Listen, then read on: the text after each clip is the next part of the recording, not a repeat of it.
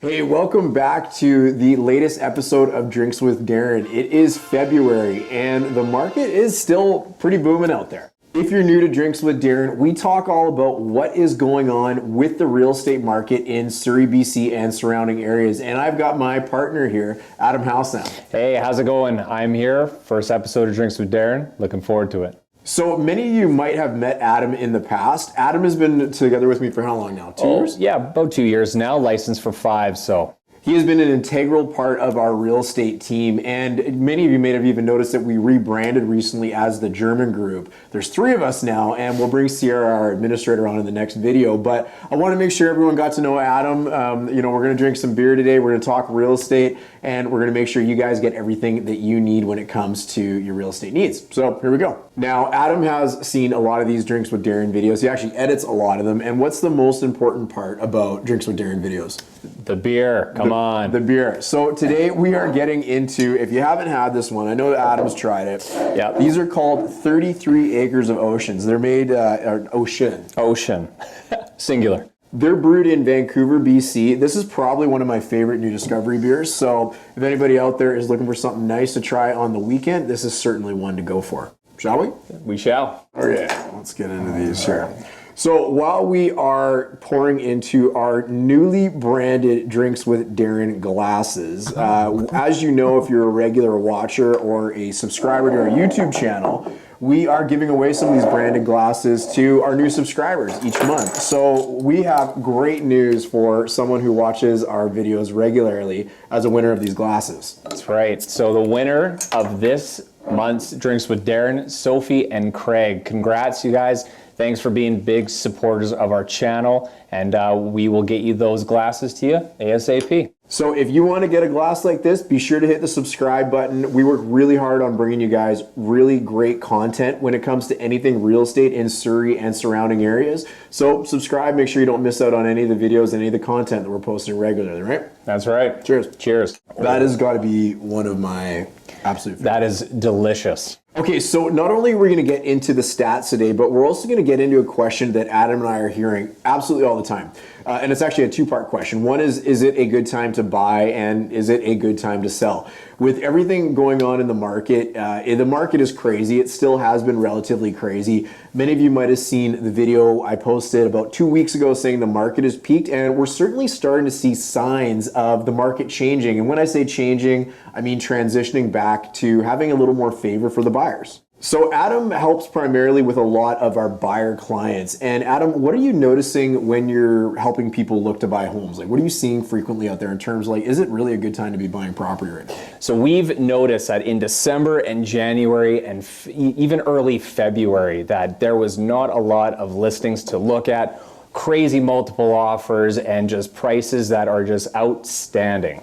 But now what we've noticed this month is there has been a ton of inventory that came to the market. Almost 3,000 homes this month. I said that right. 3,000 homes this month. So buyers, there is going to be inventory for you to look at, but we still notice that the prices are still at that peak. You're just not competing at that crazy 30+ offer mark. So essentially what that means is you've got more choice as a home buyer out there, something you haven't had for a really, really long time. So that's great for anybody looking to buy. Now, as Adam said, the prices are still high, but we're seeing less people compete on these properties that might be available.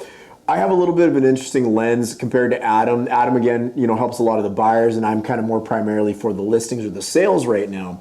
And what we're starting to see is the multiple offers are really starting to thin out. There's less and less people showing up to buy these properties that we're putting on the market. Now, the prices that we're getting on our listings is still phenomenal. Like the numbers that we're seeing are really, really great. But the interesting thing about those numbers that we're really catching is if there's 2 offers, 3 offers, and months ago there was like 15, 20 offers, but the offers have come down, the showings have also come down, but the offers that are winning sometimes are substantially higher than all of the other ones. So what that kind of tells me is a lot of the times people are winning these properties that we're putting up for sale, but the advice maybe that they're getting is a lot higher than they really need to go. Now, the question that I am kind of asking all my sellers as I'm prepping them to put them on the market is, we got to be cognizant of what happens if that person doesn't show up. You know, you've got this person that's putting in this really, really high bid compared to some of the other ones that are what I would consider more reasonable. Well, now that they've got more things to go look at, maybe they don't show up at all. The interesting thing about whether it's a good time to buy or a good time to sell is they're competing. They're competing interests. So if it's a great time to buy, that means it's not a good time to sell. And if it's a good time to sell, it's not necessarily a great time to buy. So we're kind of finding that it's an interesting point where you might actually get the best of both worlds. This is not a shameless plug to buy a house right now or to sell a house right now. That's certainly not the intent of this. But what it is especially if you're going to move up type property. So move up might be like you're selling your townhouse and you want to buy into maybe a detached house. Well, typically we're going to see the higher priced properties slow down first. And that would be, of course, detached homes. If you're selling that townhouse, you might still be able to take advantage of what's happening in the marketplace and really kind of maximize what's available for the sale price of your townhome, but start to catch the tail of the slowdown for the detached market. Now, slowdown does not necessarily mean cheaper prices. That's really, really important. So to me, when I hear slowdown, I hear of, you know, not 150 people showing during the weekends. I'm not hearing 30 plus offers, 600,000, 500,000, 400,000 over asking.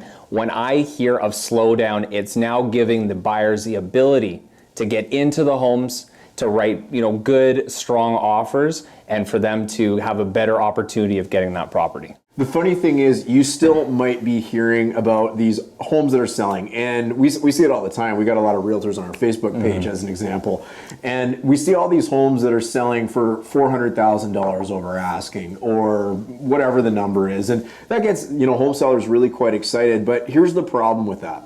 These homes that are selling for $400,000 over asking, well, they're probably $375,000 underpriced to begin with. I agree. The asking price of a home has absolutely zero reflection on what it's going to sell for. It's all about what the market is going to dictate that it's worth, right? So if you've been paying attention to your neighbor and you're seeing these wild over asking numbers that are coming out, just be cognizant that those homes are very underpriced to begin with. In fact, we were out with some good clients of ours in Walnut Grove looking at properties a weekend or so ago, and the list price of the home we were looking at, I believe, was $1.399. So, you know, just shy of $1.4 million. I don't recall the last time I saw a home in Walnut Grove sell for $1.4 million. No, neither can I. So yeah, this home ended up selling close to $1.8 million, exactly where it should have, because that's what the market value was of it.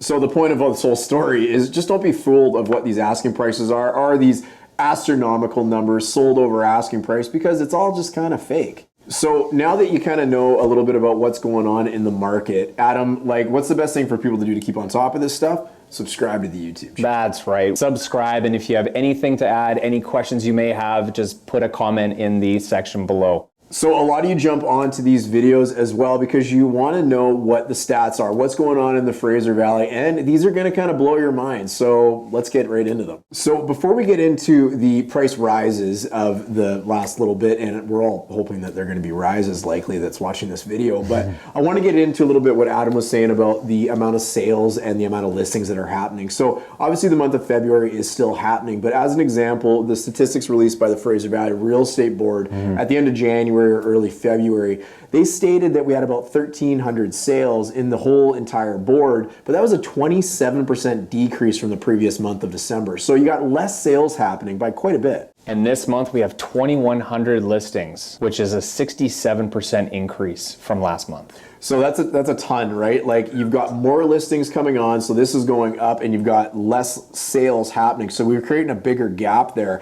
and we're likely going to start seeing that impact prices fairly soon. That would be my estimation. So to get into the increases, and the good news is we are pretty much seeing increases across the board in the Fraser Valley, but jumping into apartments to begin with, we saw about a 4% increase month over month in apartments. Apartments are typically the last property type to really start growing, and they're usually the last one to slow down a little bit too. So that's a pretty good, jump month over month. In the last 6 months, we saw an increase of just over 16%. So, anybody that owns an apartment right now or a condominium is laughing. That's right. Well, good news for people who are in townhomes. So we've seen a month over month increase of 4% And for the last 6, we've seen about 15.7% as well. Yeah, so they pretty much mirrored exactly what apartments are doing, and again, still crazy increase month over month. So we're still seeing the prices come up. And of course, detached homes are the last one that you're wondering about. So month over month, we saw a 4.6% increase in detached homes. Now, the crazy number here is in the last 6. 19% in the last 6 months. I mean, that is absolutely incredible.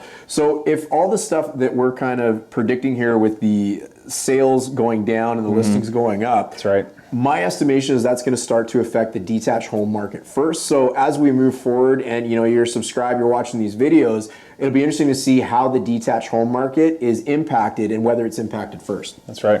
I want to thank everybody that is watching this video. All of our new subscribers each month will be entered into a draw to win one of these cool glasses or 2 of these cool glasses. Oh, I love them. And something good to fill them up with. Yeah, they're pretty awesome. We've also got lots of incredible content that we're posting on a regular basis to help you as a home buyer, homeowner, or a home seller, whatever you might be, just be better at what your plans are. At the Germyn Group, we know you only got one chance to either buy or sell your next home, so we're here to help you get it right. Thanks for watching. We'll see you on the next one. See you on the next one. Oh, it's good. You want to win one of these? Doesn't it look so good? Please hang up and try again. All right, well, that's my cue to get back to work. The best thing is this is the middle of a work day, and this is work today.